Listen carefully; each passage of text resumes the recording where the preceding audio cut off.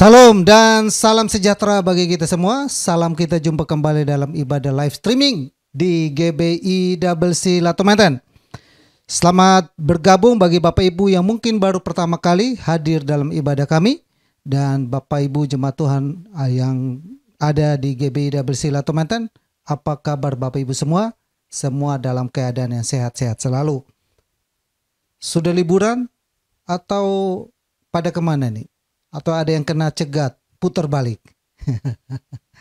Ya saudara yang saya kasih dalam Tuhan Yesus, kita tetap bersuka cita dan masih tetap memilih ibadah melalui live streaming di channel YouTube GBI WC Latomedan. Hari Kamis kemarin kita rayakan ibadah kenaikan Tuhan Yesus live dari rumah saya. Dan hari ini pun masih kita gunakan channel YouTube live dari Global Mansion. Nanti di bulan Juni kita akan di minggu kedua kita adakan tatap muka di Hotel 88. Sebulan sekali kita lakukan. Nanti setelah mendingan atau setelah wabah ini sudah mulai berkurang, kita boleh tatap muka tiap minggu di Hotel 88. Saya berharap Bapak Ibu tetap ada dalam keadaan yang sehat-sehat selalu dan diberkati, dilindungi, ditolong Tuhan selalu. Amin. Kita akan mulai. Namun sebelumnya mari kita satu hati berdoa dan menyerahkan ibadah kita hari ini. Yang layani kita hari ini adalah Bapak Reven Nathan Jurnawan, seorang hamba Tuhan, seorang motivator, seorang pengajar, seorang guru yang hebat dan luar biasa bagi saya. Sehingga saya bersedia untuk isi dan membantu kita dalam pengajaran dia di GBI WC Latomedan. Mari kita satu hati berdoa buat ibadah kita. Bapa kami dalam surga, dalam nama Tuhan Yesus bersyukur, berterima kasih buat kebaikan Tuhan, kemurahan Tuhan dan tuntunan Tuhan atas semua yang kami alami dalam kehidupan kami.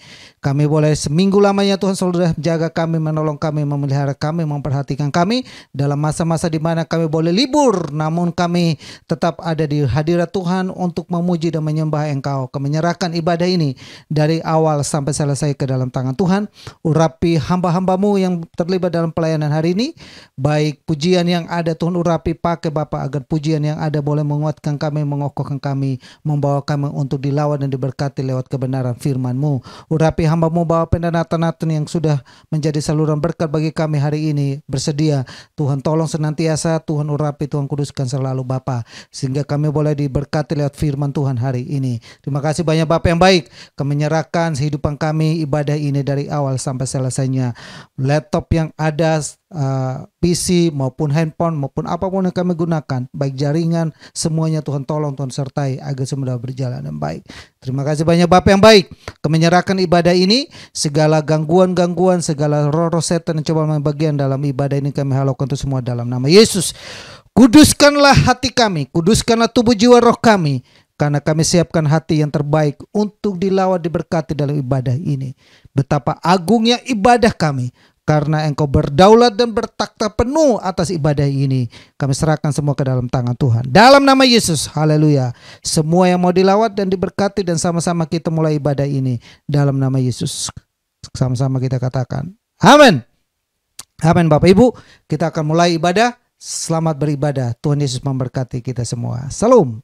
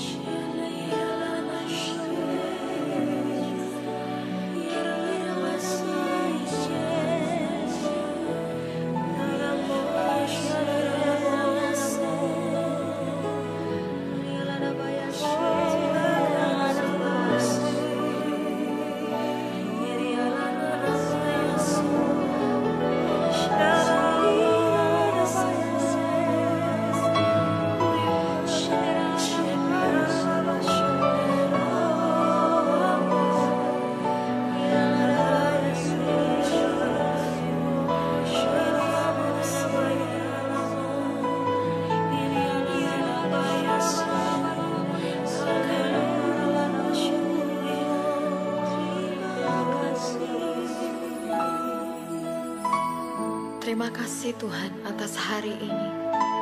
Kami rindu membawa pujian kami kepadamu.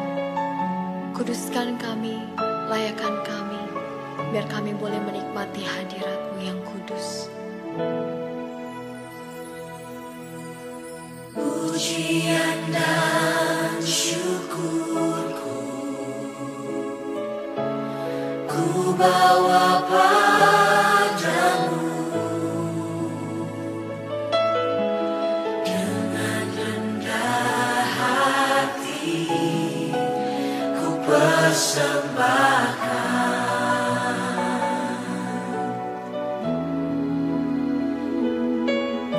Sadar bila ku ada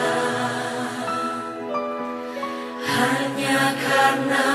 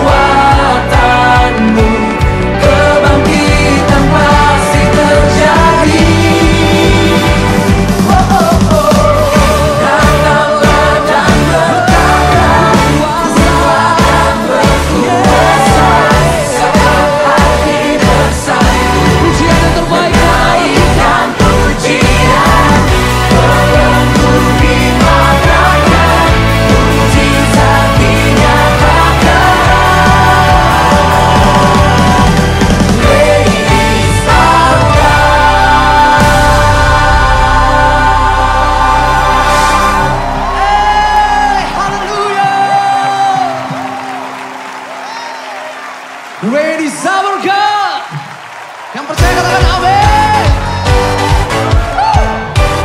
Tepuk tangannya mana buat Allah kita malam hari ini, come on.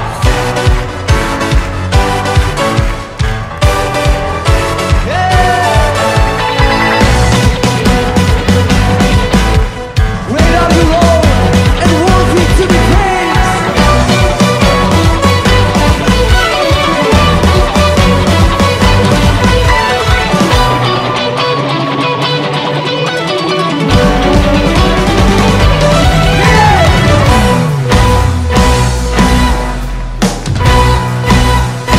Sama-sama nyatakan. Kami rindukan kuasa lawatan-Mu, kebangkitan pasti terjadi. Datanglah dan berkata, Tuhan akan berkuasa saat hati bersatu Di dalam nama menaikkan Yesus Dia. Dalam bumi katakan, mujizat dinyatakan. 1, 2, 3, go! Great is our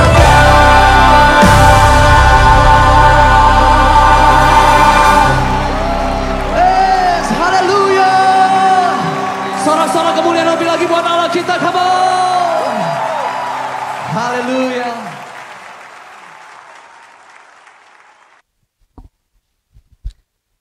Ya Bapak Ibu dan Saudara yang saya kasihi dalam Tuhan Yesus, waktunya bagi kita untuk mendoakan anak-anak kita dimanapun mereka berada. Salam adik-adik, apa kabar semuanya? Sudah kumpul semua belum di Papa dan Mama? Dimanapun mereka berada, saya berharap Bapak Ibu boleh manggil mereka, peluk mereka, dekapkan mereka, dan arahkan tangan Bapak Ibu kepada mereka. Saya dari sini berdoa, dan kita sama-sama berdoa agar anak-anak kita selalu ditolong dan dilindungi. Amin. Ya, mari kita satu hati dalam doa. Kita berdoa buat anak-anak kita. Bapa kami dalam surga, dalam nama Yesus, segala puji dan syukur kami naikkan kepadamu. Berterima kasihlah kami kepadamu Bapa. Lewat pujian yang ada kami sudah dikuatkan. Dan saatnya bagi kami, sebelum kami mendengar kebenaran firman-Mu, kami bersama dengan orang tua yang ada membawa anak-anak kami di hadapan hadirat Tuhan. Tak henti-hentinya setiap minggu kami berseru kepada Tuhan. Selalu kami membawa mereka di altar-Mu, mempertaruhkan anak-anak kami, tubuh jiwa rohnya ke dalam tangan Tuhan. Karena kami tahu Tuhan, mereka berasal dari Engkau. Oleh karena itu kami berdoa, tumpangkanlah tangan-Mu atas kehidupan anak-anak kami. Berkati kehidupan mereka dari sekarang bahkan sampai selama-lamanya. Tubuh jiwa rohnya dicengkrami Bapa. Segala bakteri, virus apapun kami lakukan itu semua pergi dalam kehidupan mereka dalam nama Yesus. Mereka selalu ditolong, diberkati Bapa. Kami sama-sama dari orang tua yang ada berkata kepada anak-anak kami, anak-anak yang sehat, anak-anak yang kuat, anak yang pintar, anak yang cerdas, anak yang berhasil. Masa depan mereka ada dalam kendali-Mu, ada dalam tangan-Mu. Kami percaya masa depan yang penuh dengan harapan karena Engkau berdaulat penuh atas kehidupan anak-anak kami. Berkati kehidupan mereka. Jika Tuhan jumpai dalam kehidupan mereka ada yang lemah dalam tubuhnya, sakit, batuk, pilek, apapun itu, kami berdoa dalam nama Yesus, oleh bilur-bilur Yesus mereka menjadi sembuh. Terima kasih banyak Bapak yang berkati kami semua. Orang tua yang mendidik dan membina membesarkan, Tuhan berkati. Urapan Tuhan, penyertaan Tuhan yang hebat dan ajaib terjadi dalam kehidupan mereka. Dalam nama Yesus. Terima kasih banyak Bapak yang baik. Kami juga berdoa Bapak dan menyerahkan kami semua yang ada. Anak-anak-Mu yang sedang hamil, baik Loren, Tuhan tolong agar anak di dalam kandungannya senantiasa sehat-sehat selalu. Anak-anak-Mu yang memiliki bayi, baik Ibu Vivi, Mega maupun Agnes, Tuhan tolong juga Bapak. Anak ini boleh tumbuh menjadi pribadi yang kuat senantiasa dalam kemuliaan nama-Mu. Semua kami dilawat dan diberkati dalam ibadah hari ini. Terpujilah nama-Mu. Demi nama Yesus kami bersyukur, berdoa, dan kami serahkan anak-anak kami. Haleluya. Amin. Amin adik-adik, selamat beribadah di sekolah minggu live streaming yang sudah disiapkan oleh Kakak Rianita. Salam bagi kita semua adik-adik.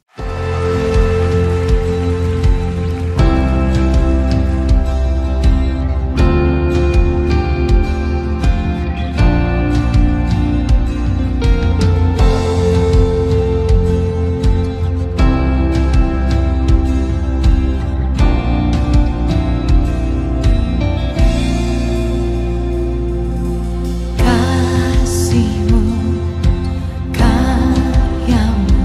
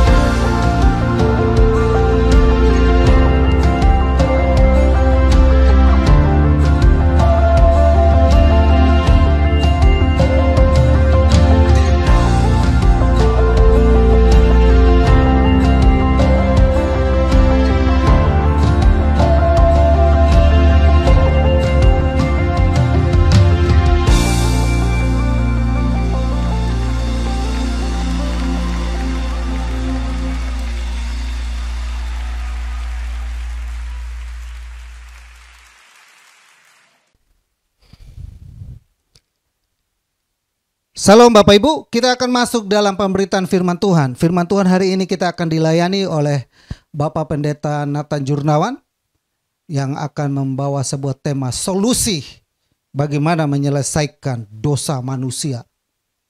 Amin. Saya percaya bahwa hari ini Bapak Ibu boleh siapkan kertas catatan dan kita akan diberkati melalui firman Tuhan hari ini. Saya minta izin dan diizinkan untuk ditayangkan di GBI Double Silato Maintain.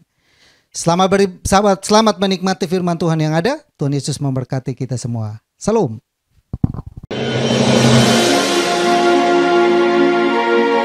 Saat ini kita akan masuk ke firman Tuhan. Mari kita tundukkan kepala kita akan berdoa. Segala puji syukur hanya bagi nama-Mu, Tuhan dan Juru Selamat kami yang hidup, Juru Selamat yang tunggal, Yesus Kristus. Pimpin kami Tuhan, sehingga hari ini kami bisa kembali melanjutkan pelajaran kami di dalam firman-Mu. Topik yang akan kami kupas masih sama, mengenal hidup manusia. Namun kami akan memasuki pelajaran yang ketiga, solusi menyelesaikan dosa manusia. Tuhan buka hati kami, telinga dan pikiran kami, supaya ketika kami mendengar, kami bisa mendapatkan jawaban yang jelas, jawaban yang pasti, sehingga ketika kami menjalani kehidupan, kami memiliki keteguhan hati, ketenangan, damai sejahtera, karena kami menemukan solusi untuk menyelesaikan dosa kami. Pimpin kami Tuhan, dari awal hingga akhir. Di dalam nama Yesus Kristus, kami telah berdoa. Amin. Seperti yang saya katakan beberapa waktu yang lalu, ada dua sesi yang sudah kita kupas, dan kedua sesi ini masih tema yang sama, mengenal hidup manusia. Tema judul yang pertama, dari mana usul-usul manusia, sudah saya kupas pada tanggal 2 Mei. Jadi kalau Bapak Ibu yang belum sempat mengikuti pelajaran pertama, bisa mengulang kembali, bisa download kembali di link YouTube Bible Teaching Ministry. Lalu yang kedua, nenek moyang manusia jatuh dalam dosa, itu juga sudah saya kupas pada minggu yang lalu, tanggal 9 Mei. Kemudian tema yang ketiga adalah bagaimana solusi menyelesaikan dosa manusia. Yang keempat, apa makna dan tujuan hidup manusia di dunia, kemana manusia akan pergi setelah mati, dan pro kontra tentang pembakaran mayat atau kremasi. Dan judul yang akan kita kupas pada saat ini adalah bagaimana solusi menyelesaikan dosa manusia. Oke, kita masuk ke dalam pembahasan kita. Solusi menyelesaikan dosa manusia. Sejak Adam dan Hawa jatuh dalam dosa, memang harus ada solusi untuk menyelesaikan dosa itu, karena dampak dari dosa itu sangat-sangat mengerikan. Apakah dosa itu? Sebelum kita kupas lebih jauh topik yang satu ini, saya akan ulang sedikit tentang apakah dosa itu. Pada itu sudah saya kupas pada pertemuan yang lalu. Kita lihat etimologi atau ilmu bahasa tentang arti dosa. Dosa itu diambil dari kata hamartia. Arti dari kata hamartia adalah meleset dari target atau meleset dari sasaran. Jadi ibaratnya kita menembakkan anak panah. Oke, di layar kan ada gambar. Nah, ini ada satu lingkaran. Nah, lingkaran ini mestinya menjadi sasaran tembak dari anak panah. Dan ketika anak panah itu ditembakkan, tidak ada yang kena pada papan, boro-boro mau kena titik tengah, kena papan, tembak saja tidak. Nah, inilah yang disebut dengan hamartia, artinya tidak kena kepada sasaran. Jadi dosa adalah tidak kena sasaran. Lalu arti dosa menurut Alkitab. Bagaimana Alkitab menjelaskan tentang arti dosa? Kita lihat 1 Yohanes 3:4. Setiap orang yang berbuat dosa melanggar juga hukum Allah, sebab dosa ialah pelanggaran hukum Allah. Lalu 1 Yohanes 5:17. Semua kejahatan adalah dosa, tetapi ada dosa yang tidak mendatangkan maut. Lalu Yakobus 4:17. Jika seorang tahu bagaimana ia harus berbuat baik, tetapi ia tidak melakukannya, ia berdosa. Roma 14:23. Tetapi barang siapa yang bimbang kalau ia makan ia telah dihukum karena ia tidak melakukannya berdasarkan iman, dan segala sesuatu yang tidak berdasarkan iman adalah dosa. Perhatikan Bapak Ibu, ada 4 ayat yang saya kutipkan di sini yang menjelaskan tentang arti dosa menurut Alkitab. Dari 4 ayat ini saya membedakan cetakan dengan warna merah dan cetak miring. Dosa ialah pelanggaran hukum Allah. Semua kejahatan adalah dosa. Sesuatu yang kalau engkau tahu berbuat baik, engkau tidak lakukan, engkau berdosa. Dan segala sesuatu yang tidak berdasarkan iman itu adalah dosa. Inilah arti atau definisi dari dosa. Jadi ketika kita berbicara tentang dosa, dosa itu ada 2 macam, yaitu dosa turunan, yaitu dosa yang bersumber dari nenek moyang kita Adam dan Hawa, dan dosa yang kedua adalah dosa yang kita buat secara pribadi sepanjang hidup kita. Jadi dosa turunan mungkin kadarnya sama, tapi dosa pribadi itu pasti ada yang besar, ada yang kecil, tergantung bagaimana seseorang menjalani hidupnya. Roma pasal 5 ayat 12 dan 14. Sebab itu sama seperti dosa telah masuk ke dalam dunia oleh satu orang, dan oleh dosa itu juga maut. Demikianlah maut telah menjalar kepada semua orang, karena semua orang telah berbuat dosa. Sungguh pun demikian, maut telah berkuasa dari zaman Adam sampai kepada zaman Musa, juga atas mereka yang tidak berbuat dosa dengan cara yang sama seperti yang dibuat oleh Adam, yang adalah gambaran Dia yang akan datang. Nah, inilah yang disebut dengan dosa turunan. Artinya semua manusia tanpa kecuali di muka bumi sudah punya dosa. Walaupun kita tidak berbuat dosa dengan cara yang sama seperti yang dibuat oleh Adam. Artinya kita tidak ikut makan buah pengetahuan baik dan jahat. Tapi walaupun kita tidak ikut makan buah pengetahuan baik dan jahat, tapi karena kita adalah keturunan Adam dan Hawa, maka kita sudah ikut berdosa. Karena itu, kapan dosa turun itu terjadi? Dosa turunan itu sudah mulai terbentuk ketika seseorang itu ada di dalam kandungan ibunya. Seperti yang dikatakan oleh Raja Daud di Mazmur 51 ayat 5 dan ayat yang ke-7. Sesungguhnya dalam kesalahan aku diperanakan, dalam dosa aku dikandung ibuku.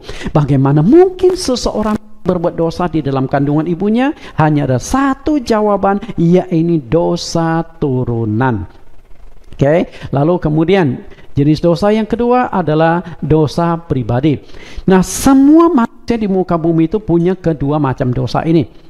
Siapapun dia, apakah dia nabi, rasul, tokoh-tokoh agama, semua orang tanpa kecuali punya kedua macam dosa ini. Lalu apa akibat dari dosa? Pada pertemuan yang lalu saya sudah ungkapkan sedikit tentang akibat dari dosa. Nah, banyak sekali akibat dari dosa. Ayat-ayatnya tidak saya buka karena akan terlalu panjang khotbah saya, pengajaran saya ini kalau saya buka ayat demi ayat. Yang penting Bapak Ibu kalau mau buka satu demi satu, Bapak Ibu bisa klik dulu, bisa di stop dulu, lalu buka ayatnya dengan ayat-ayat Alkitab. Namun yang paling mengerikan dari dampak dosa itu bukan di dunia ini, tapi yang paling mengerikan itu adalah api neraka. Artinya, jika dosa Bapak Ibu tidak dibereskan, maka Bapak Ibu akan masuk ke dalam api neraka, ke dalam tempat penyiksaan kekal, tempat penyiksaan abadi. Tuhan Yesus berkata, di sana akan terdapat ratap tangis, jerit, kesakitan. Karena itu, Anda boleh gagal di dunia. Apapun yang terjadi di dalam dunia, engkau boleh alami kegagalan. Kegagalan dalam usaha, kegagalan dalam pendidikan, kegagalan dalam berumah tangga. Apapun engkau boleh alami di muka bumi ini, masih ada kesempatan untuk diperbaiki. Tapi jangan sampai Anda gagal masuk surga. Karena jika engkau gagal masuk surga, maka engkau pasti dicampakkan ke dalam api yang membara, yaitu api neraka. Karena itu, sebelum kita dipanggil Tuhan, dosa-dosa kita harus dibereskan dulu. Masalahnya adalah bagaimana solusi menyelesaikan dosa. Inilah pelajaran yang akan kita kupas pada tanggal 16 Mei ini. Solusi menyelesaikan dosa. Bapak Ibu yang saya kasih, dosa hanya bisa diselesaikan dengan satu cara, yaitu dengan penumpahan darah. Dosa hanya bisa diselesaikan dengan penumpahan darah. Kita lihat Ibrani 9 ayat 22. Ibrani 9 ayat 22, dan hampir segala sesuatu disucikan menurut hukum Taurat dengan darah, dan tanpa penumpahan darah tidak ada pengampunan. Bapak Ibu perhatikan kata yang akan saya titik beratkan di sini. Tanpa penumpahan darah tidak ada pengampunan. Artinya pengampunan dosa, penebusan dosa baru bisa terjadi ketika ada darah yang ditumpahkan. Oh, dahsyat sekali, mengerikan sekali, betul? Kita lihat bagaimana proses penumpahan darah itu. Karena dosa hanya bisa diselesaikan dengan korban darah. Maka pada waktu nenek moyang kita Adam dan Hawa, seperti yang saya sudah jelaskan pada pelajaran yang kedua, bahwa nenek moyang manusia jatuh dalam dosa karena tidak taat pada perintah Tuhan. Nah, saat itu pula Allah sudah mulai memperkenalkan media penembusan dosa, yaitu darah. Oke? Jadi, kalau Anda baca Kejadian pasal 3, Adam dan Hawa jatuh dalam dosa. Dan saat Adam dan Hawa jatuh dalam dosa, Allah sudah mulai memperkenalkan darah untuk menebus dosa atau menyelesaikan dosa manusia. Tapi Bapak Ibu harus tahu, di dalam Kejadian pasal 3 yang menjelaskan kisah tentang Adam dan Hawa jatuh dalam dosa, tidak ada kata dosa di di pasal tersebut, dan juga tidak ada kata darah.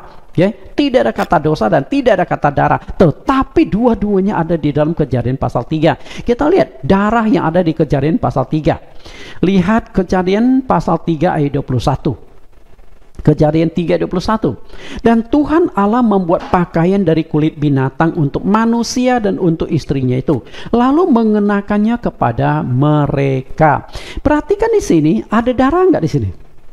Kata darah tidak ada, tapi di ayat tersebut mengandung darah. Kenapa saya katakan ayat ini mengandung darah? Ya, ini kulit binatang.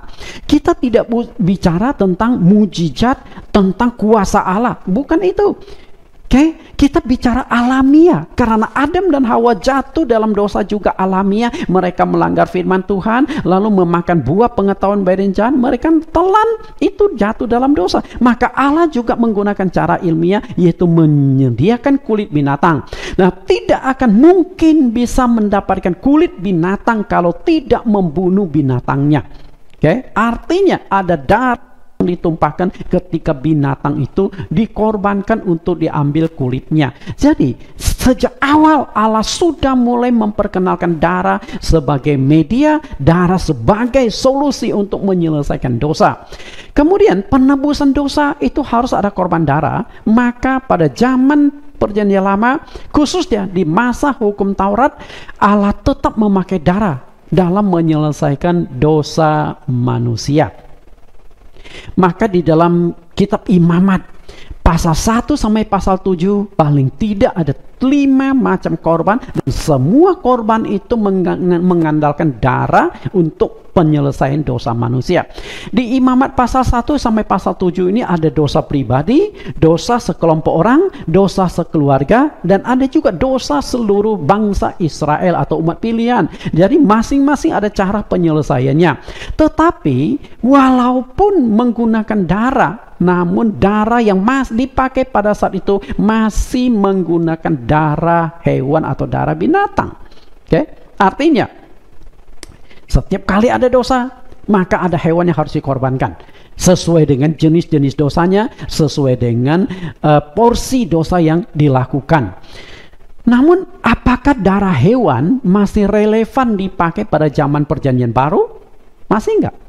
Apakah darah hewan masih bisa dipakai di zaman sekarang untuk penyelesaian dosa? Sebenarnya bukan masih bisa atau tidak bisa. Sebelumnya kita coba pelajari dulu bagaimana kalau kita masih tetap menggunakan darah hewan, korban bakaran untuk menebus dosa kita. Yang pertama adalah terlalu mahal. Hari ini seekor kambing harganya berapa? Kalau domba mungkin agak susah cari di Indonesia ya. Kambing banyak. Dan kambing pun seringkali dipakai untuk korban-korban di zaman Perjanjian Lama. Seberapa besar harga kambing satu ekor hari ini? Rata-rata kambing kisaran 2 sampai 5 juta, tergantung kurus, gemuk, berapa berat, berapa besarnya kambing itu. Nah, kita patok harga standar lah 2,5 juta 1 ekor, oke? Artinya jika 1 bulan Anda berbuat dosa 10 kali, artinya 10 ekor hewan Anda harus korbankan untuk menebus dosa Anda. Artinya Anda harus bayar mahal. Sanggup bayar dengan biaya hidup itu? Sementara honor Anda 1 bulan itu hanya 10 juta, untuk menebus dosa 25 juta. Berarti Anda 1 bulan tidak bisa pakai uang gaji Anda. Dikurangi 10 juta, bayar 10 juta untuk nebus dosa, masih utang 15 juta. Anda sanggup hidup dengan kondisi demikian? Terlalu mahal. Sekali lagi, terlalu mahal kalau tetap menggunakan darah hewan. Lalu yang kedua adalah sangat merepotkan. Ketika mau mempersembahkan korban, Anda harus bawa hewan yang akan digantikan untuk menebus dosa Anda itu kepada imam. Lalu mulailah dipotonglah, setelah itu dibangun mezbah, setelah itu dinyalakan api untuk membakar korban. Bukan berarti begitu api nyala Anda boleh tinggalkan korban persembahan, lalu Anda pergi jalan-jalan, Anda pergi masuk ke kantor atau mall sambil tunggu supaya korban bakaran sorenya selesai bakar habis, baru Anda datang lagi. Tidak boleh, Anda harus tunggu sampai selesai 1 harian. Artinya Anda harus korbankan waktu 1 hari untuk menyelesaikan dosa Anda. Kalau 10 kali Anda berbuat dosa dalam 1 bulan ini, 10 hari Anda tidak bisa masuk kantor. Besok-besoknya Anda datang ke kantor, Anda langsung dipecat bos. Betul? Siapa yang sanggup hidup dengan kondisi demikian? Karena itulah darah hewan itu terlalu mahal, sangat merepotkan. Maka hanya akan membentuk agama eksklusif. Artinya hanya orang tertentu yang sanggup mengikuti, yang sanggup ikut agama demikian. Tapi firman Tuhan tetap tidak bisa diabaikan, bahwa tanpa penumpahan darah tidak ada pengampunan. Lalu bagaimana caranya supaya darah tetap dipakai untuk menyelesaikan dosa? Akhirnya lewat kelahirannya, Yesus Kristus telah menggantikan cara penembusan dosa dari model hukum Taurat yang ada di Perjanjian Lama, yaitu korban darah hewan. Kata lain, Yesus sudah menggantikan darah hewan. Darah yang dipakai itu adalah darahnya sendiri. Karena itulah Yesus disebut anak domba Allah. Yohanes 1:29, pada keesokan harinya Yohanes melihat Yesus datang kepadanya dan ia berkata, "Lihatlah anak domba Allah yang menghapus dosa dunia." Perhatikan di sini, anak domba Allah artinya darah hewan. Tapi darah hewan di zaman Perjanjian Baru sudah tidak bisa dipakai lagi karena terlalu mahal, merepotkan, dan akan menjadi agama eksklusif. Akhirnya Yesus Kristus menggantikan darah hewan dengan darahnya sendiri. Maka darah Yesus itulah yang akan menghapus dosa seluruh umat manusia di dunia. Yohanes 1:35, pada keesokan harinya Yohanes berdiri di situ pula dengan 2 orang muridnya. Dan ketika ia melihat Yesus lewat, ia berkata, "Lihatlah anak domba Allah." Berulang kali Yohanes menekankan Yesus adalah anak domba, artinya Yesus yang akan menggantikan darah hewan untuk menebus, menyelesaikan dosa manusia. Lihat Ibrani 9 ayat 12. Dan ia telah masuk 1 kali untuk selama-lamanya ke dalam tempat yang kudus, bukan dengan membawa darah domba jantan dan darah lembu jantan, tetapi dengan membawa darahnya sendiri, dan dengan itu ia telah mendapat kelepasan yang kekal. Bapak Ibu, di sini dikatakan bahwa Yesus telah menggantikan darah hewan untuk melakukan penebusan, untuk menyelesaikan dosa-dosa manusia, baik itu dosa pribadi, dosa keluarga, dosa kelompok, ataupun dosa seluruh bangsa, seluruh umat manusia di muka bumi ini. Artinya sejak tampilnya Yesus Kristus, darahnya yang sudah tertumpah di bukit Golgota, maka darah hewan sudah tidak diperlukan lagi. Darah hewan sudah tidak bisa dipakai lagi untuk menyelesaikan dosa manusia, karena sudah ada darah yang lebih bagus, darah yang lebih murni, darah yang lebih mahal untuk menyelesaikan dosa manusia. Kita lanjutkan di ayat 13. Sebab jika darah domba jantan dan darah lembu jantan dan percikan abu lembu muda menguduskan mereka yang najis sehingga mereka disucikan secara lahiriah, betapa lebihnya darah Kristus yang oleh roh yang kekal telah mempersembahkan dirinya sendiri kepada Allah sebagai persembahan yang tak bercacat untuk akan menyucikan hati nurani kita dari perbuatan-perbuatan yang sia-sia, supaya kita dapat beribadah kepada Allah yang hidup. Darah ini lebih dahsyat, darah ini lebih mahal, darah ini lebih sempurna, darah ini yang paling kudus, yaitu darah Yesus Kristus. Kenapa saya katakan ini darah yang paling sempurna? Karena darah Yesus Kristus itu adalah darahnya Allah sendiri. Karena Yesus adalah Allah yang inkarnasi menjadi manusia. Nah, lihat ini beberapa ayat. Jadi terlalu banyak ayat di Alkitab. Kalau saya mau kupas, saya mau kutip satu demi satu untuk menegaskan bahwa dosa manusia dibereskan oleh darah Yesus.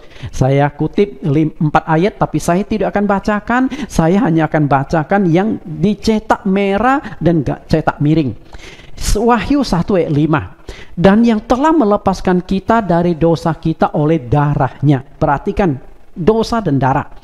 1 Petrus 1 ayat 18-19, kamu telah ditebus dengan darah yang mahal, yaitu darah Kristus. Efesus 1 ayat 7, dan oleh darahnya kita beroleh penebusan, yaitu pengampunan dosa. 1 Yohanes 1 ayat 7, darah Yesus anaknya itu menyucikan kita daripada segala dosa. Jadi penulis-penulis kitab ini, baik Rasul Yohanes, baik Rasul Petrus maupun Rasul Paulus, menekankan bahwa darah Yesus Kristus berkuasa mengampuni dosa. Darah yang jauh lebih mahal daripada darah hewan. Artinya kita sudah temukan jawaban bahwa solusi menyelesaikan dosa itu adalah melalui darah Yesus Kristus. Nah, apakah Anda sudah mengerti dan setuju bahwa hanya darah Yesus Kristus yang bisa menebus dan menyelesaikan dosa manusia? Intinya kan di sana, betul? Hanya darah Yesus Kristus. Karena darah hewan sudah tidak bisa lagi. Darah hewan sudah tidak boleh dipakai lagi untuk menyelesaikan dosa manusia. Yang menjadi persoalan kita sekarang adalah bagaimana dengan ayat berikut ini. Kita lihat Kisah Rasul pasal 2 ayat 38. Kisah Rasul pasal 2 ayat 38. Jawab Petrus kepada mereka, bertobatlah dan hendaklah kamu masing-masing memberi dirimu dibaptis dalam nama Yesus Kristus untuk pengampunan dosamu, maka kamu akan menerima karunia Roh Kudus. Bagaimana Bapak Ibu?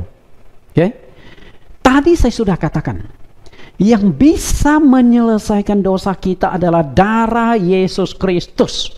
Semua orang Kristen, semua pendeta, saya yakin setuju dengan statement saya yang pertama, bahwa hanya darah Yesus yang bisa menyelesaikan dosa Anda.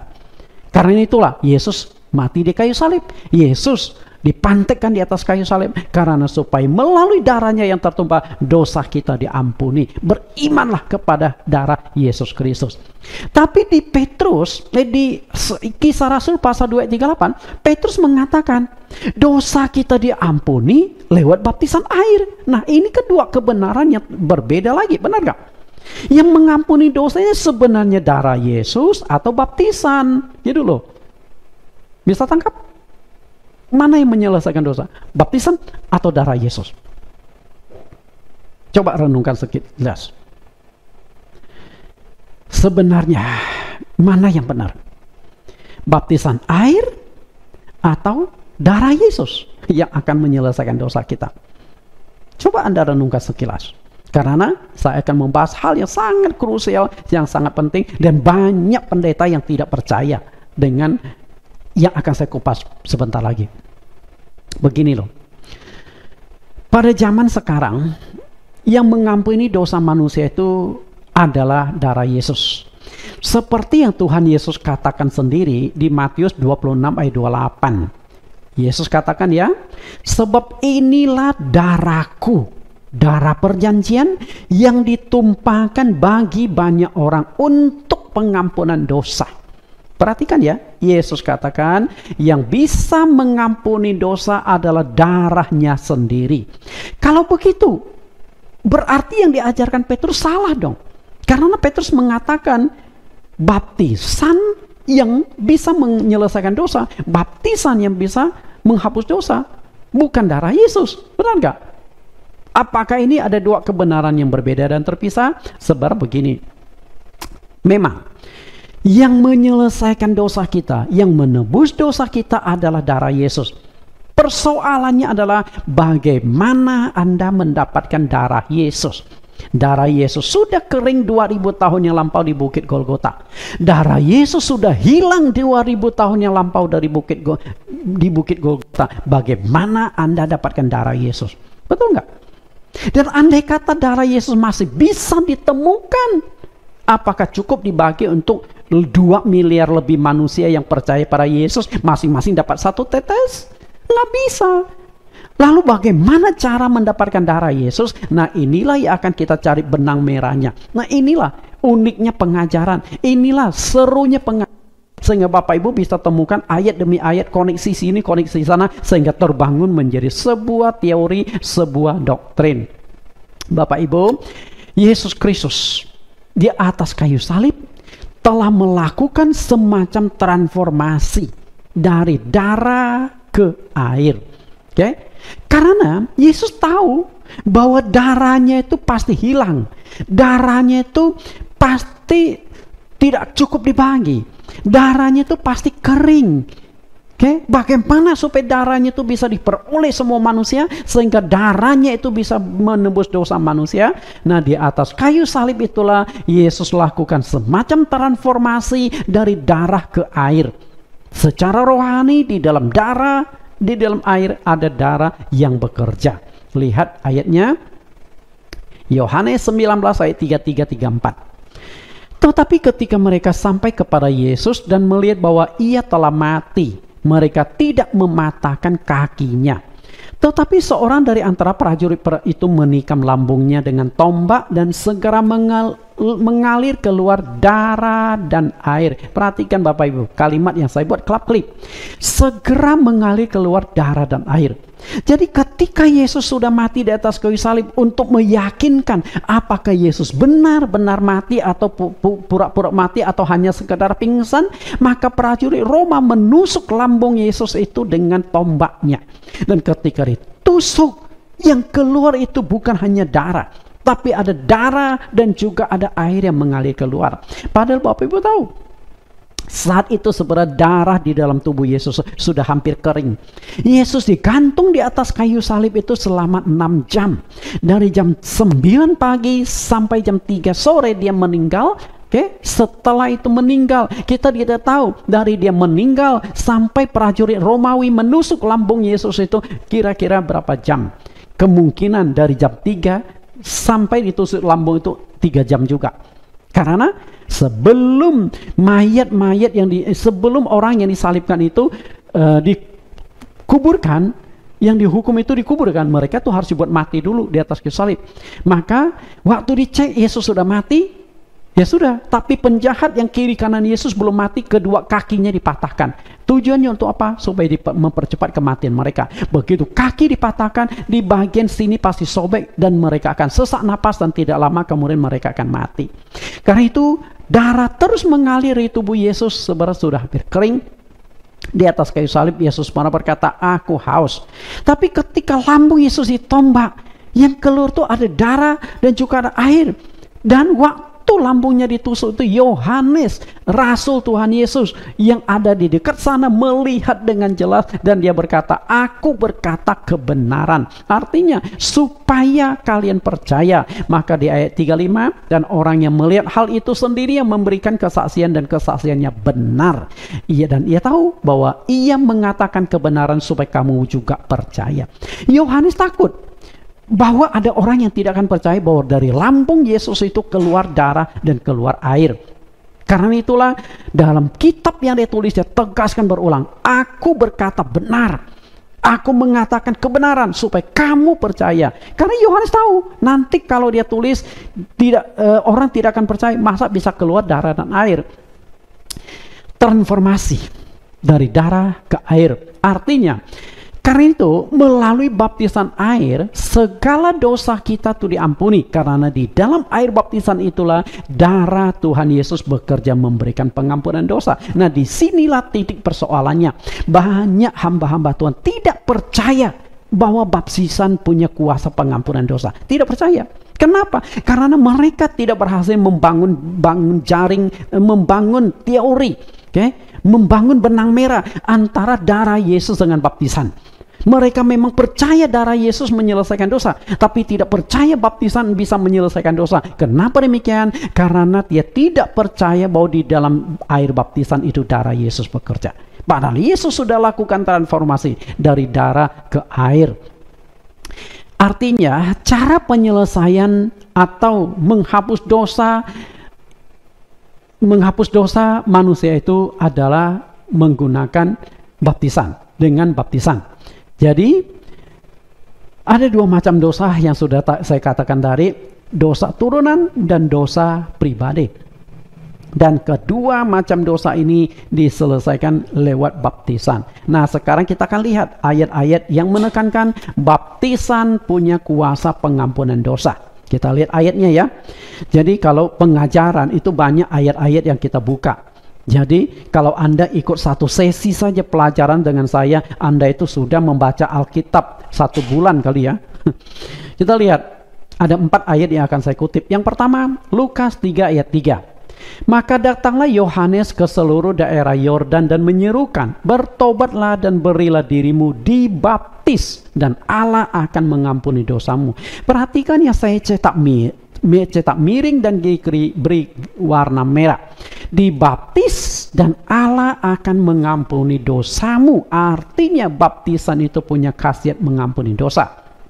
Kita baca kembali yang dikatakan Rasul Petrus di Kisah Rasul pasal 2 ayat 38. Jawab Petrus kepada mereka, bertobatlah dan hendaklah kamu masing-masing memberi dirimu dibaptis dalam nama Yesus Kristus untuk pengampunan dosamu, maka kamu akan menerima karunia Roh Kudus. Perhatikan yang saya cetak merah di bawah, cetak miring, dibaptis untuk pengampunan dosamu. Artinya tujuan kita dibaptis adalah untuk menyelesaikan dosa kita. Tujuan kita dibaptis adalah agar dosa-dosa kita dihapuskan. Masalahnya adalah Anda percaya nggak baptisan punya khasiat mengampuni dosa? Itu persoalan Anda. Kisah Rasul 22:16. Nah, ini waktu Saulus mau dibaptis.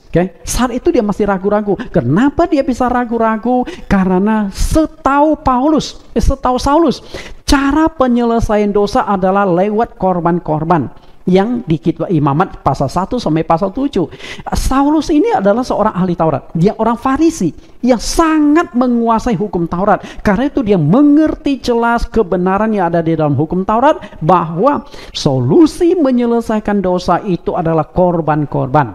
Jadi ketika Ananias yang datang kepada Saulus menjelaskan solusi penyelesaian dosa adalah lewat baptisan, Saulus itu belum bisa terima kebenaran ini. Akhirnya di ayat yang ke-16, dan sekarang mengapa engkau masih ragu-ragu? Bangunlah, berilah dirimu dibaptis dan dosa-dosamu disucikan, sambil berseru kepada nama Tuhan. Dibaptis, dosa-dosamu disucikan. Artinya Saulus ini banyak berbuat dosa. Dia banyak menangkap orang-orang Kristen, memenjarakan mereka, menyiksa mereka, bahkan tidak sedikit dibunuh oleh Saulus. Bahkan termasuk salah satu diaken namanya Stefanus, ketika dibunuh Saulus juga setuju. Bahkan Saulus yang menjaga baju para algojo-algojo yang membunuh Stefanus, yang melempari Stefanus dengan batu. Karena itulah dia ragu-ragu karena dia belum mengerti kebenaran baptisan punya kuasa pengampunan dosa. Nah, akhirnya setelah mendapatkan penjelasan dari Ananias, dia memberi diri dibaptis, dan setelah itu Paulus juga menjelaskan tentang baptisan-baptisan, dan Paulus juga melakukan baptisan karena dia tahu baptisan punya kuasa pengampunan dosa. 1 Petrus 3:21, juga kamu sekarang diselamatkan oleh kiasannya, yaitu baptisan. Maksudnya bukan untuk membersihkan kenajisan jasmani, melainkan untuk memohon hati nurani yang baik kepada Allah oleh kebangkitan Yesus Kristus. Sekali lagi Petrus tekankan, tapi kalau tadi di dalam kitab Kisah Rasul yang ditulis oleh Dr. Lukas. Nah, sekarang di kitab yang dia tulis di 1 Petrus 3:21, baptisan adalah untuk memohon hati nurani yang baik kepada Allah. Artinya melalui baptisanlah kita mohon pengampunan Tuhan. Baptisan untuk menyucikan yang ada di dalam diri kita, bukan yang menyuci yang ada di luar badan kita atau membersihkan badan kita, bukan, tapi yang ada di dalam, karena dosa itu berbicara di bagian dalam. Jadi 4 ayat sudah saya tegaskan, lewat baptisanlah dosa kita diselesaikan. Sekarang terserah Anda, pendeta-pendeta, Anda mau percaya atau tidak, mau baptisan punya khasiat mengampuni dosa, itu adalah urusan Anda sendiri.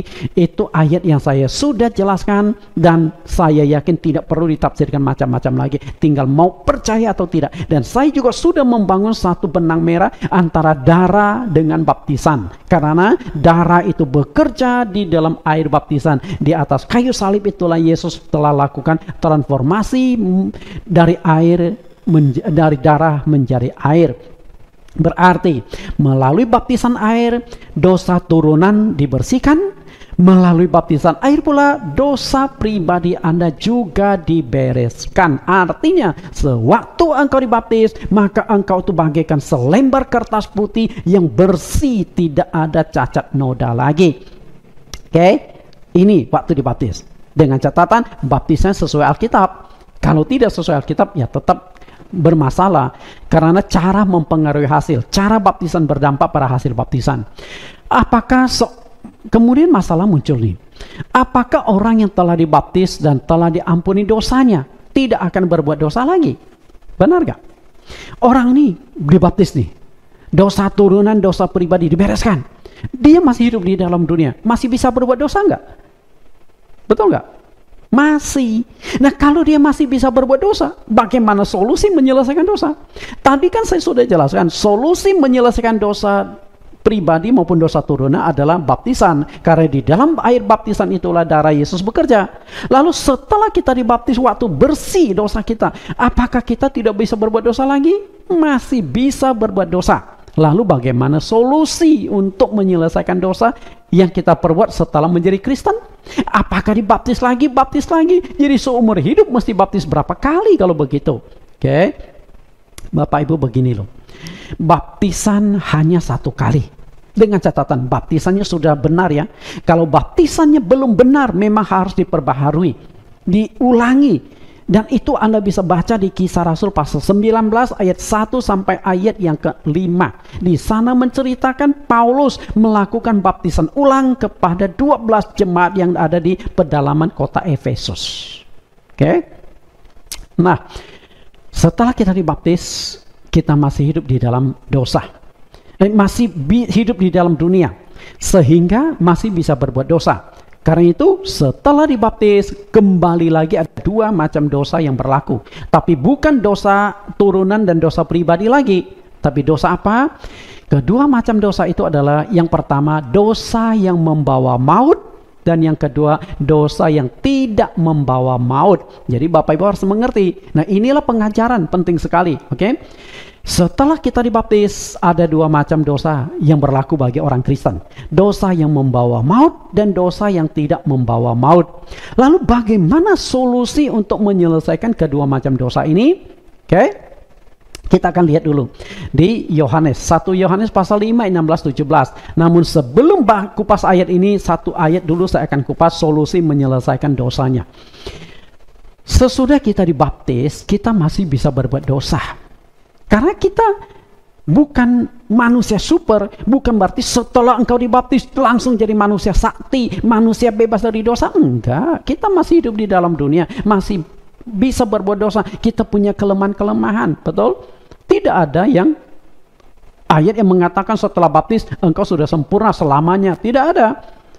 Dan kecuali kalau engkau dibaptis, begitu keluar dari air baptisan, engkau dipanggil oleh Tuhan. Nah, itu mungkin aman, itu enak sekali, betul? Nah, coba lihat 1 Yohanes 1 ayat 7 sampai 9. 1 Yohanes pasal 1 ayat 7 sampai 9. Ayat 7.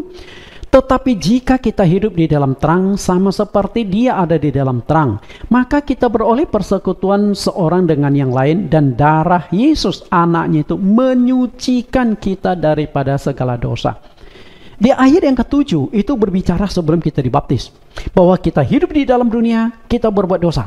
Tapi dosa kita diselesaikan, dicuci oleh darah Yesus Kristus. Tapi setelah kita dicuci oleh darah Yesus lewat baptisan, kita masih hidup di dalam dunia, masih bisa berbuat dosa. Maka ayat 8 dikatakan, jika kita berkata bahwa kita tidak berdosa, maka kita menipu diri kita sendiri dan kebenaran tidak ada di dalam kita. Artinya kita masih hidup di dalam dunia, masih memungkinkan berbuat dosa.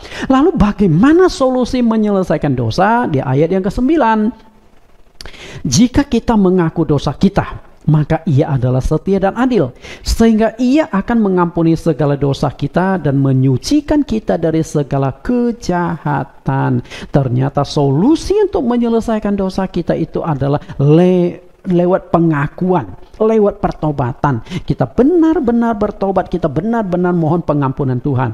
Berarti bukan dibaptis ulang, betul? Nah, baptisan ulang itu hanya memperbaiki baptisan yang awalnya salah atau keliru. Oke? Nah, yang menjadi persoalan kita sekarang, apakah semua dosa bisa diselesaikan lewat pengakuan dan permohonan dan mohon pengampunan? Ini kan permasalahan di sana.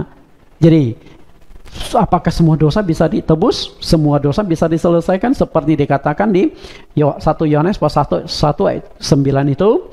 Nah, setelah dibaptis, Rasul Yohanes membagi dosa itu menjadi 2 macam. Yang dicatatkan di 1 Yohanes pasal 5 ayat 16 sampai ayat yang ke-17. Apa saja kedua macam dosa itu kita analisa dan kita gali lebih jauh. Kedua macam dosa itu adalah dosa yang membawa maut dan dosa yang tidak membawa maut. Lihat ayatnya lebih dulu. 1 Yohanes 5 ayat 16-17. Kalau ada seorang melihat saudaranya berbuat dosa, yaitu dosa yang tidak mendatangkan maut, hendaklah ia berdoa kepada Allah dan Dia akan memberikan hidup kepadanya, yaitu mereka yang berbuat dosa yang tidak mendatangkan maut. Ada dosa yang mendatangkan maut. Tentang hal itu tidak kukatakan bahwa ia harus berdoa. Semua kejahatan adalah dosa, tetapi ada dosa yang tidak mendatangkan maut. Jelas nggak ayat ini Bapak Ibu? Jadi ada 2 macam dosa yang dicatatkan di 1 Yohanes 5 ayat 16 sampai 17. Ada dosa yang mendatangkan maut dan ada dosa yang tidak mendatangkan maut. Nah, dosa yang tidak mendatangkan maut, solusinya itu adalah doa mohon pengampunan. Oke? Kita coba lihat. Setelah dibaptis, kita masih hidup di dunia, masih memungkinkan berbuat dosa. Maka ada 2 macam dosa yang berlaku bagi semua orang percaya, bagi semua orang Kristen. Ini sangat penting supaya Bapak Ibu bisa tahu, oke? Yang pertama adalah dosa yang tidak membawa maut. Sedangkan yang kedua adalah dosa yang membawa maut. Inilah kedua macam dosa. Nah, tentunya kedua macam dosa itu bagaimana lagi solusi menyelesaikannya? Benar gak? Kita analisa. Dosa yang tidak membawa maut, solusi penyelesaiannya adalah mohon pengampunan kepada Tuhan. Kita lihat kembali 1 Yohanes 1:9. Tadi kita sudah baca, kita baca ulang. Jika kita mengaku dosa kita, maka Ia adalah setia dan adil, sehingga Ia akan mengampuni segala dosa kita dan menyucikan kita dari segala kejahatan. Nah, ini dosa yang tidak membawa maut. Oke? Solusinya adalah berdoa mohon pengampunan. Nah, bisa 2 kemungkinan. Kita masing-masing berdoa mohon Tuhan ampuni, atau orang lain mendoakan kita supaya dosa kita diampuni. Bisa saja. Tuhan ampunilah dosanya. Sama seperti di atas kayu salib, Yesus berdoa kepada penjahat, berdoa kepada Allah agar orang-orang yang menganiaya, yang menyiksanya diampuni. Yesus berkata, "Ya Bapa, ampunilah mereka karena mereka tidak tahu apa yang mereka perbuat." Mereka tidak tahu bahwa yang disalibkan itu adalah anak Allah. Oke? Sedangkan dosa yang membawa maut, bagaimana? Apakah masih ada solusi? Sudah tidak ada solusi. Dosa yang membawa maut adalah dosa yang sulit diampuni. Lihat kembali di 1 Yohanes pasal 5 ayat yang ke-16 kalimat terakhir.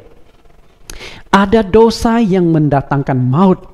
Tentang itu tidak kukatakan bahwa ia harus berdoa. Nangkap nggak kalimat ini? Ada dosa yang mendatangkan maut. Tentang itu tidak kukatakan atau aku tidak anjurkan dia berdoa. Kenapa? Karena berdoa juga sudah percuma. Itu dosa abadi, dosa kekal yang dia perbuat. Berarti ini dosa yang mengerikan. Oke? Ini dosa yang mengerikan, dosa yang mesti diwaspadai. Jangan sampai Anda lakukan. Lalu, apakah dosa yang membawa maut itu yang begitu mengerikan? Nah, di Alkitab dicatatkan dengan sangat jelas ada dua macam dosa yang membawa maut. Kita lihat dosa yang membawa maut. Yang pertama adalah dosa menghujat Roh Kudus. Lihat ayatnya. Markus pasal 3, 28 sampai 29. Markus 3:28, aku berkata kepadamu, sesungguhnya semua dosa dan hujat anak-anak manusia akan diampuni. Ya, semua hujat yang mereka ucapkan. 29, tetapi apabila seorang menghujat Roh Kudus, ia tidak mendapat ampun selama-lamanya, melainkan bersalah karena berbuat dosa kekal. Perhatikan kalimat yang saya cetak miring dan cetak warna merah. Ia tidak mendapat ampun selama-lamanya. Artinya, you doa juga sudah nggak ada gunanya. You doa juga, nyesal juga nggak ada gunanya lagi. Karena Anda sudah berbuat dosa kekal. Dosa kekal artinya dosa yang selama-lamanya tidak ada pengampunan lagi. Mengerikan. Karena itu jangan sembarangan berurusan dengan Roh Kudus. Karena Roh Kudus itu adalah roh Tuhan Yesus. Roh Kudus itu juga adalah rohnya Allah sendiri. Ketika engkau menentang Roh Kudus, maka engkau menentang Tuhan. Maka kadang-kala ada orang yang dapat Roh Kudus, dipenuhi Roh Kudus, kemudian berbahasa lidah, lalu Anda ejek, itu mah roh setan. Karena saya kenal ada pendeta yang terlalu vulgar dan terlalu berani. Orang berbahasa roh atau berbahasa lidah dikatakan dari setan dan sebagainya. Hati-hati, Anda bisa melakukan dosa yang mematikan. Jangan main-main. Lalu, yang kedua adalah murtad dari Tuhan Yesus.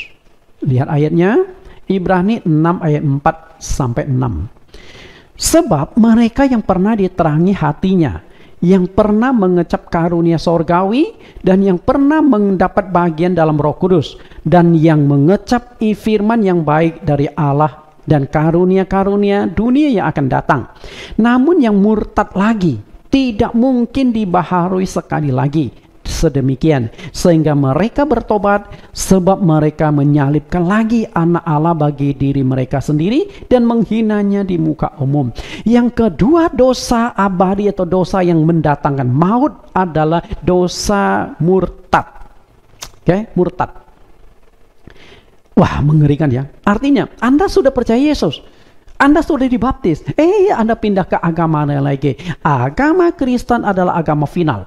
Agama Kristen adalah agama yang sudah terakhir. Yang ketika engkau sudah Kristen, engkau pindah lagi, maka sudah tidak ada kesempatan atas keselamatan Anda.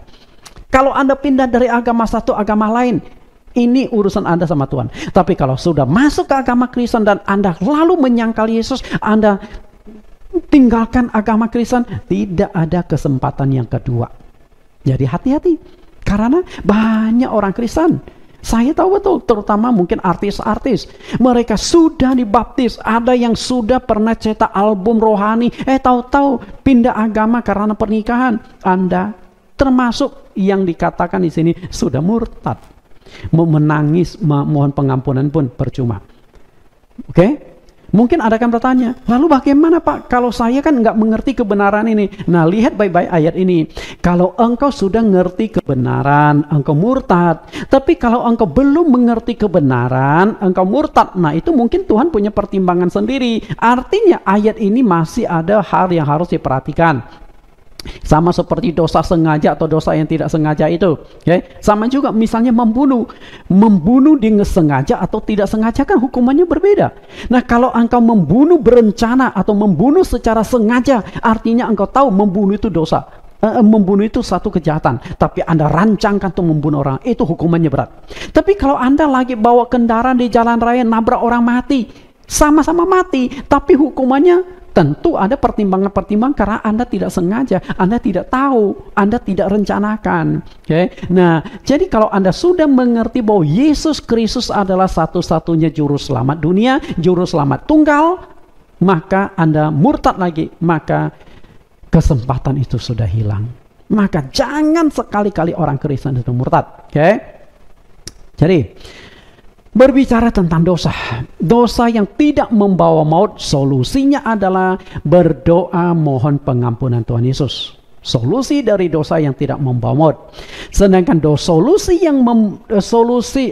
yang membawa maut, apakah masih ada solusi? Berdoa pun sudah percuma. Bukan saya yang katakan, tapi Rasul Yohanes yang katakan di 1 Yohanes 5:16. Karena engkau akan menyalibkan Yesus lagi yang kedua kalinya. Menghina Yesus di muka umum. Tidak ada lagi pertobatan. Ini bukan masalah kasih. Kasih dan keadilan itu harus. Ketika Tuhan yang kasih terus, maka hidup manusia akan hancur. Tidak lagi menghargai kasih karunia Tuhan. Namun, pada akhirnya semua dosa itu akan membawa maut atau kematian kekal jika tidak segera diselesaikan. Artinya, walaupun ada dua macam dosa, dosa membawa maut dan dosa yang tidak membawa maut, tapi kalau dosa-dosa yang tidak membawa maut, kalau tidak diselesaikan, maka kita ujung-ujungnya juga masuk neraka. Galatia 5 ayat 19 sampai 21.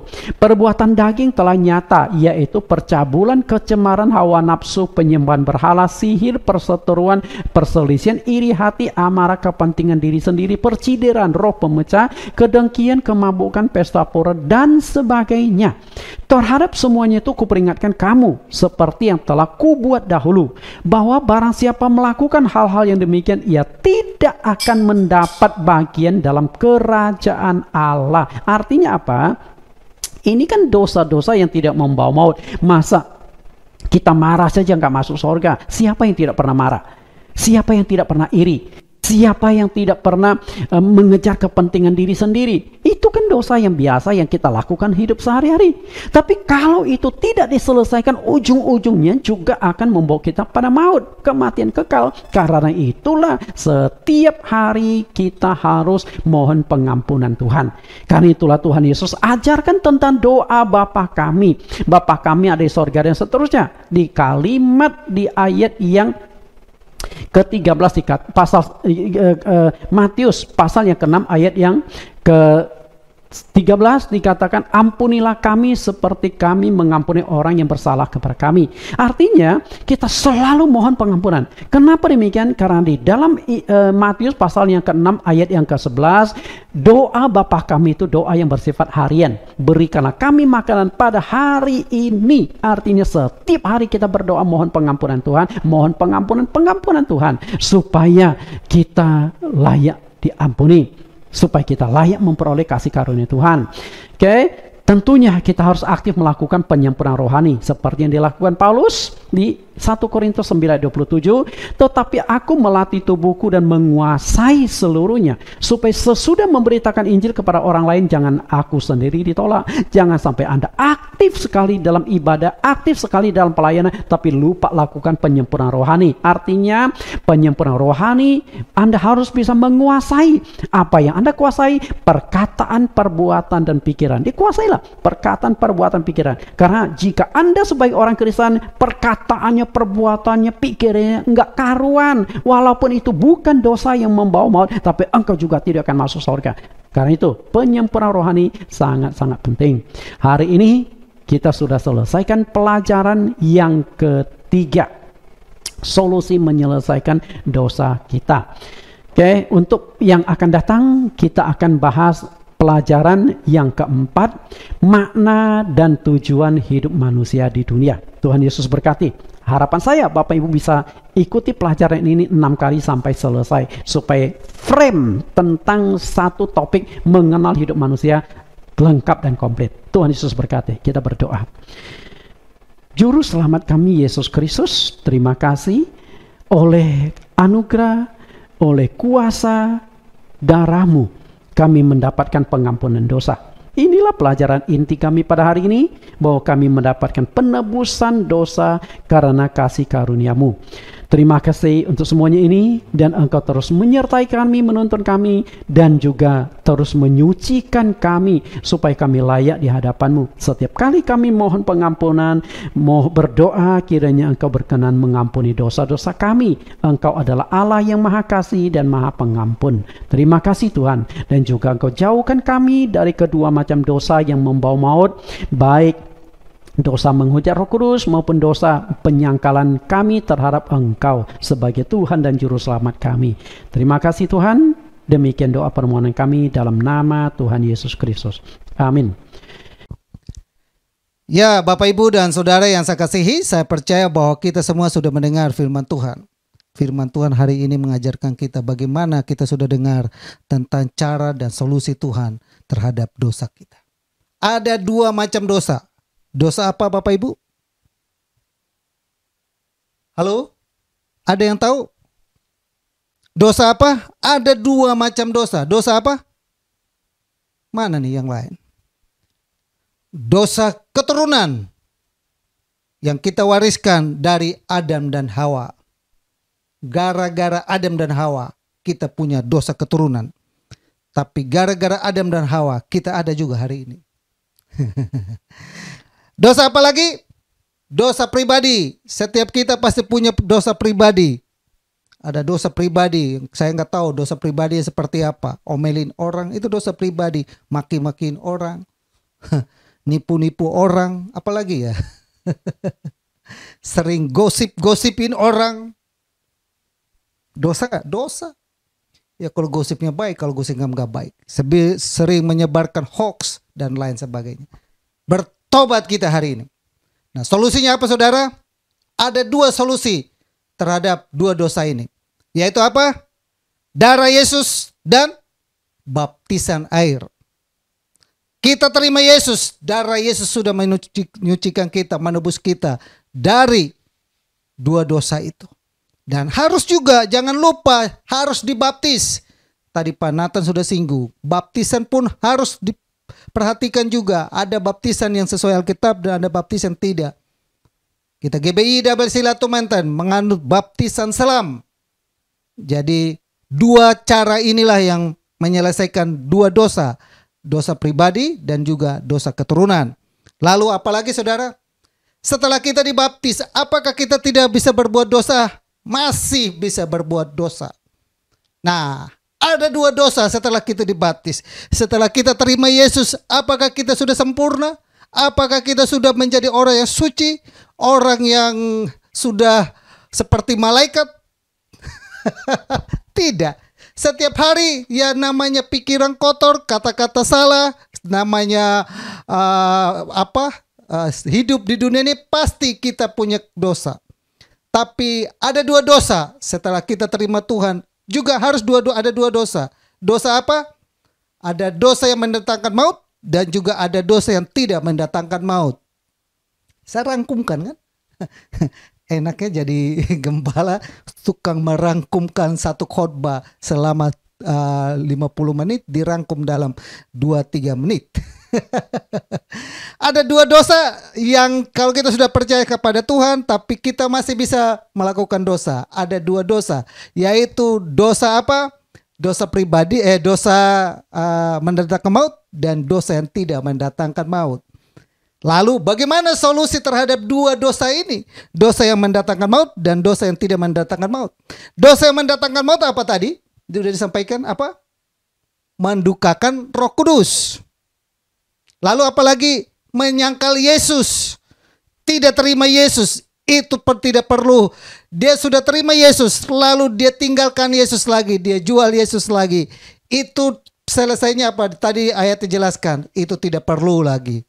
Sudah selesai dia. Berdoa bagaimanapun udah gak bisa lagi, sudah selesai. Itu dosa mendatangkan maut, kekal dia. Lalu ada dosa yang tidak mendatangkan maut, ya namanya salah ucap, pikiran kotor dan lain sebagainya, kata-kata kasar yang mungkin lain sebagainya. Harus kita solusinya adalah minta ampun setiap hari. Amin. Minta maaf setiap hari, mengaku dosanya dan minta maaf dan berdoa, Tuhan ampuni. Amin. Kiranya Tuhan memberkati. Atas nama pribadi dan semua jemaat dan pengurus yang ada, kami mengucapkan banyak terima kasih kepada Bapak Pendeta Nathan Jurnawan yang sudah menjadi saluran berkat bagi kami dalam ibadah live streaming kami hari ini, Minggu tanggal 16 Mei 2021. Tuhan selalu memberkati Bapak dan keluarga, jemaat Tuhan yang ada di Gereja Penggebalaan Bapak. Kita semua diberkati hari ini, kami semua diberkati hari ini. Tuhan Yesus memberkati. Bapak Ibu, kita akhiri ibadah. Sebelumnya ada pengumuman bagi Bapak Ibu yang membutuhkan pelayanan pastoral. Bapak Ibu silakan menghubungi saya. Kita akan melakukan pelayanan pastoral hari Senin, hari Senin, Rabu, dan Jumat. Saya ada kelas pra-baptis. Ada yang mau join ikut juga silakan. Ada satu pasangan yang akan masuk dalam pernikahan dan sebelumnya saya harus membaptis, maka saya bikin kelas sepanjang 1 minggu penuh supaya mereka bisa mengikuti akan dibaptis. Dan juga bagi Bapak Ibu yang membutuhkan pelayanan lain, silakan WhatsApp, menghubungi, masuk ke deskripsi dan Bapak Ibu boleh memperhatikan nomor saya di situ dan juga ada nomor rekening buat Bapak Ibu yang mungkin memberikan persembahan dan perpuluhan, ada di situ semua. Dan juga buat Bapak Ibu yang lain yang membutuhkan dukungan doa, membutuhkan hal-hal yang lain, silakan WhatsApp saya. Dan juga apalagi kita tanggal 2 Juni, hari Rabu tanggal 2 Juni, saya adakan kelas pranikah. Kelas pranikah saya akan mulai di 2 Juni, kurang lebih ada 4 bulan, di 3 bulan, 3 sampai 4 bulan. Ada 2 pasangan sudah mendaftar, silakan Bapak Ibu yang lain mau menyusul silakan WhatsApp saya. Dan nanti di Oktober saya akan buka lagi kelas pra-baptis. Kita jiwa-jiwa yang ada boleh dibaptis juga. Itu saja, kita akhiri ibadah kita dengan doa.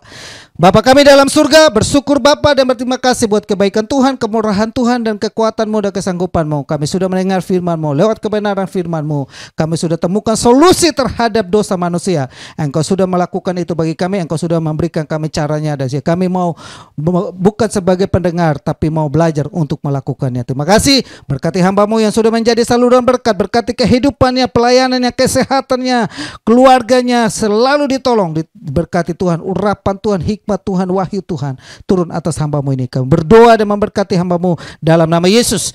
Berdoa dan memberkati jemaat Tuhan yang setia setiap minggu untuk menyaksikan dan melihat kami live streaming hari ini.